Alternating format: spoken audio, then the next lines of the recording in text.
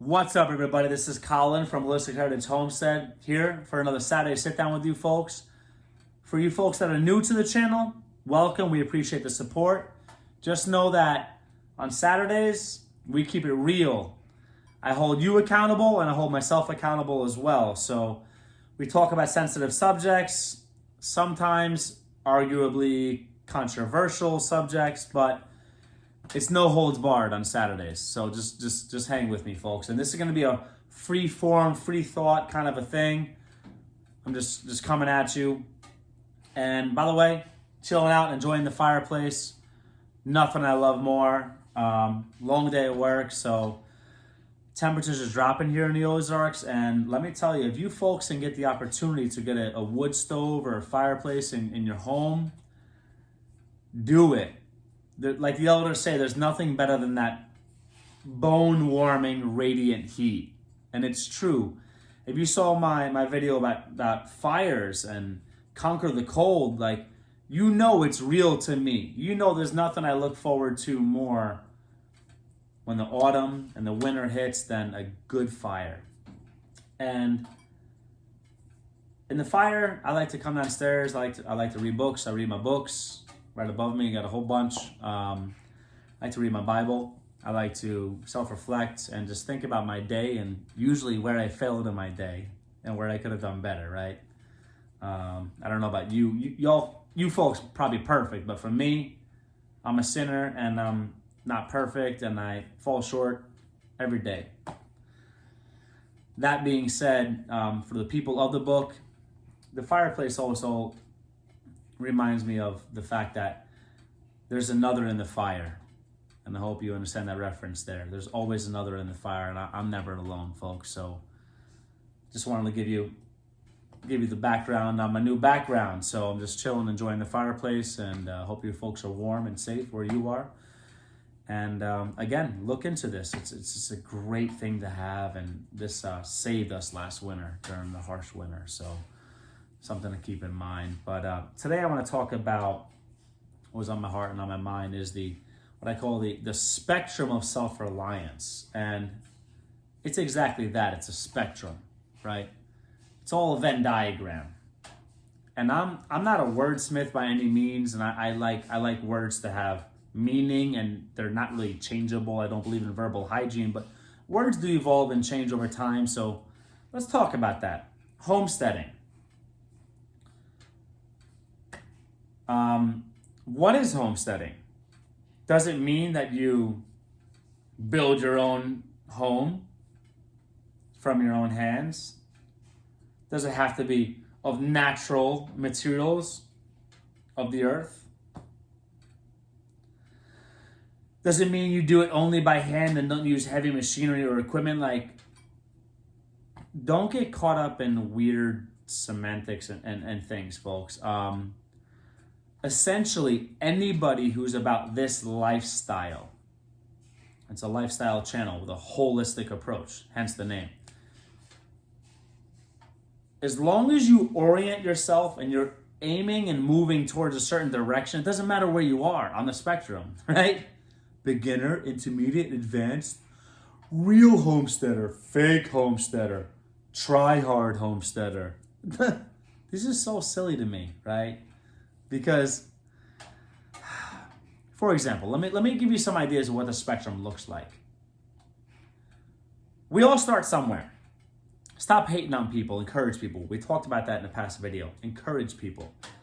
Back in New York, we lived in the suburban sprawl, which most people would consider an urban area.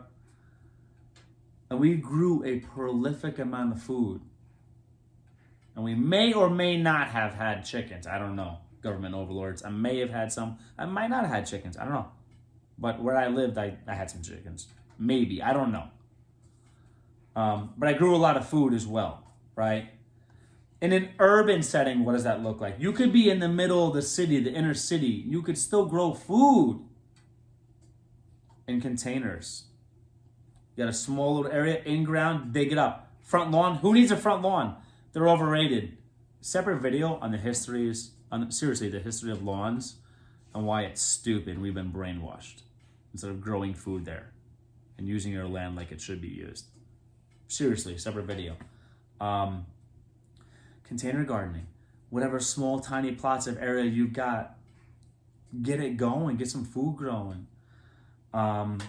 If your government overlords allow you to have animals, have them. If they don't, do whatever you need to do to survive, but always obey your government overlords. I'm not saying, but like I've heard things from people who know people, where people that have chickens are not supposed to have them, might have them. I've heard things about people that keep meat rabbits, which is an amazing thing you could use if it's legal in a suburban or urban setting. Meat rabbits, right? You will feed yourself in perpetuity forever if you have meat rabbits. I'm saying, but don't do it if it's illegal, obviously. Seriously. Moving down that spectrum. Some people, even if you move to the middle of what they call it, middle of nowhere, and you live in a rural or small town environment, well, you're not outside city limits. You're not a real homesteader. It's so silly, right? Like us, we're blessed. We live outside city limits, so we can do what we want to do on our property, thankfully. But there's no hate for the homies that are in this city limit. City limits is like 300 to like 1,200 people where we live. Like, so stop it, right? Not millions where we're from, right? Perspective. But it's so silly, this infighting, this division. One would almost think that people that are trying to unplug from the system and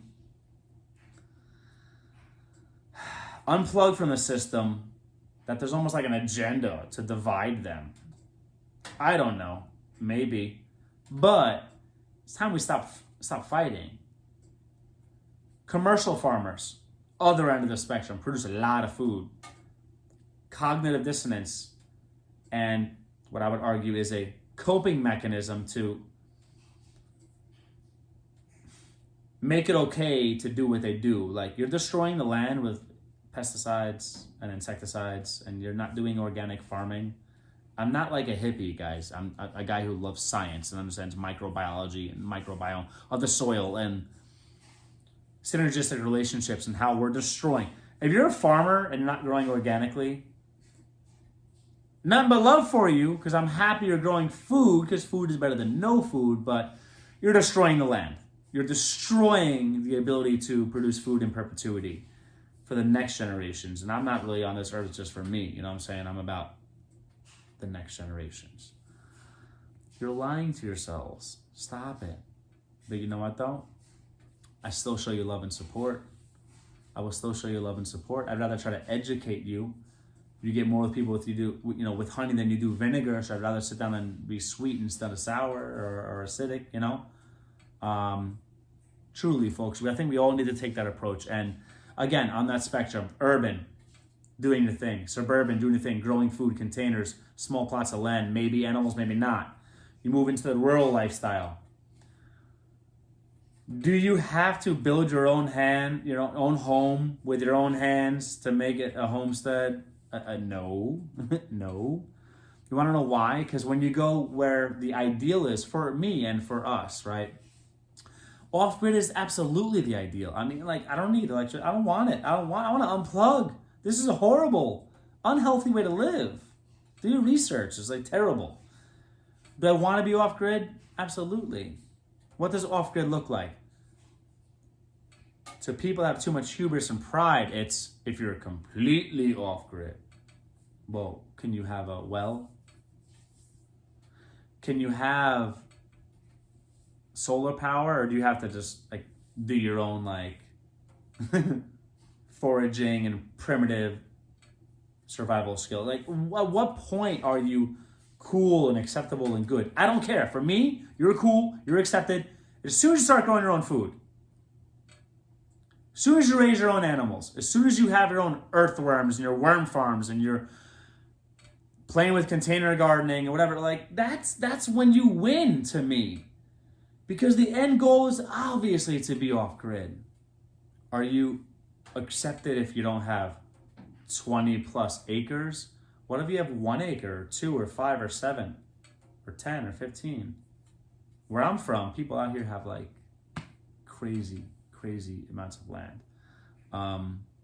But they don't look down on folks with small acreage because we're all in this together. And let me tell you, with,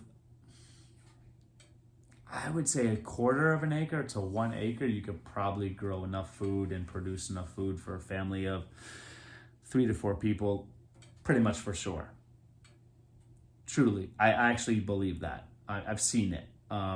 So you don't need a lot of acreage, right? Let's unite.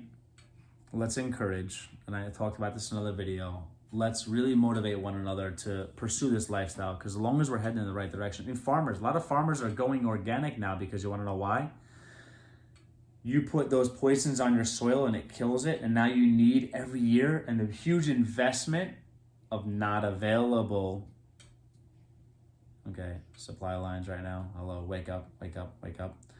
Not available fertilizer just to keep your crops like growing. Like, that's not normal or healthy. Yeah, organic farmers might have 10 to 30% less yield, but they don't have to spend massive amounts of money on these chemicals to kill all the bacteria that they need. Like, it's so backwards. I'm gonna do so many videos on that because it just upsets me, okay? Whatever you're doing, I challenge you, grow 1 tomato plant, 1 zucchini plant, 1 squash, grow some potatoes, super easy. I talked about why potatoes are a great survival food. Do something. Do something. Stop having analysis paralysis and waiting for everything to be perfect. It will never be perfect, ever. You'll never have the perfect timing, a perfect amount of money, perfect equipment, perfect stuff. Like, do it, learn, upgrade later.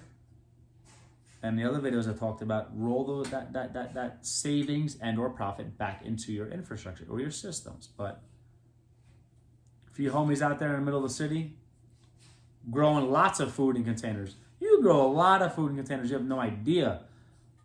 Respect and love to you. In the suburbs, you're doing your thing. You're tilling up your property or not tilling it, whatever. You may or may not have animals, growing some food. Nothing but love for you. You're heading in the right direction. My advice to you folks would be,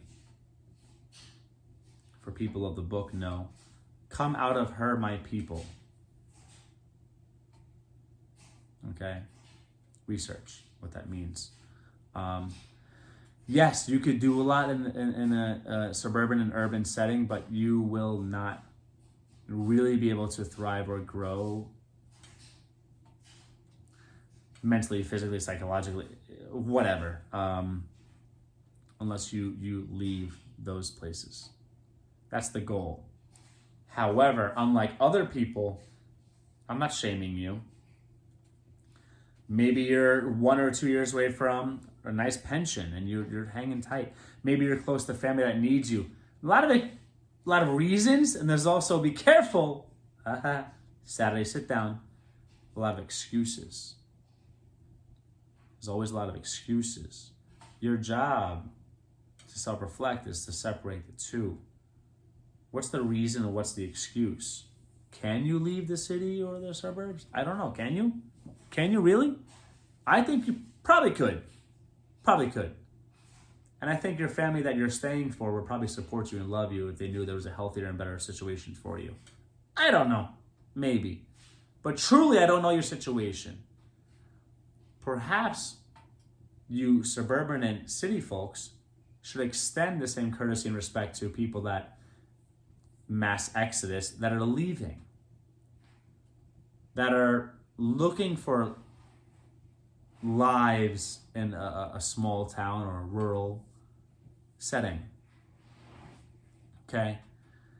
Because listen, keep it real, like a lot of you folks that are off grid, to some people, you're still beginners. You're still playing.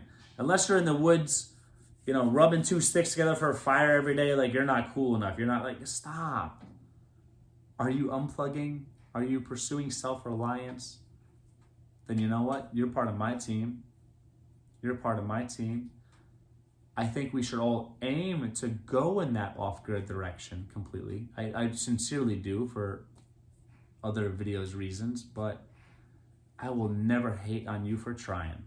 I think you should try. I think you should try right now. I think you should do whatever you can do right now, because I sincerely feel in my heart of hearts. And by feel, I mean like I research and know, okay? That now is the time to prepare, to get some food, water, and some security, okay? I think time is now.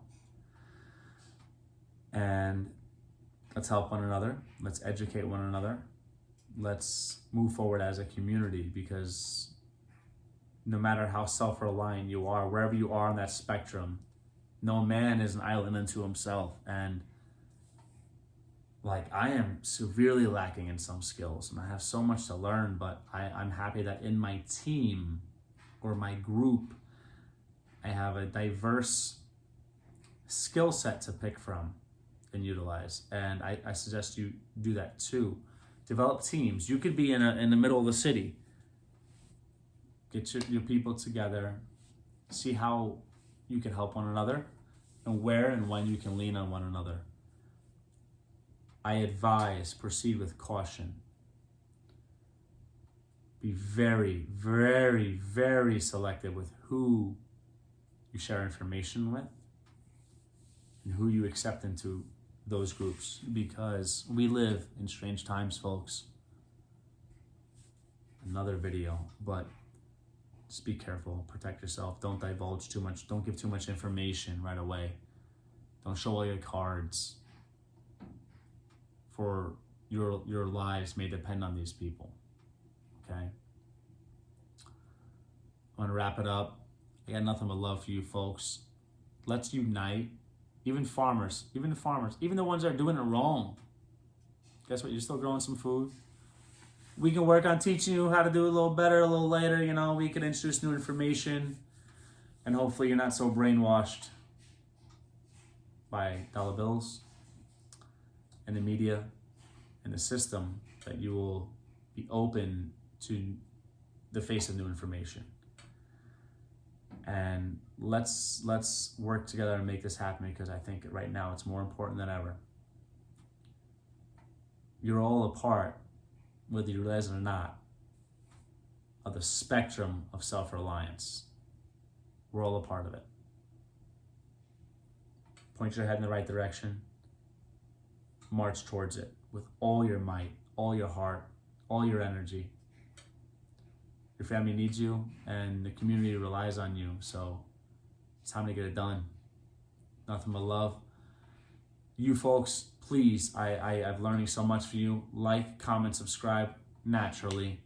In the comments, if you have any advice for people in different settings, like urban environment, suburban, rural, farmland, massive wilderness acreage, you know, from just getting started to rubbing two sticks together to start a fire every day, and foraging for your food and living completely off grid, whatever, wherever you are, give some advice. Share your wisdom and your knowledge in the comments below. I'd really appreciate it, because we are a community. We gotta stick together. And I'm happy I made another Saturday sit down happen, even though it's late. Sorry for the late posting, but I was busy getting it, and I hope you were too. You folks take care.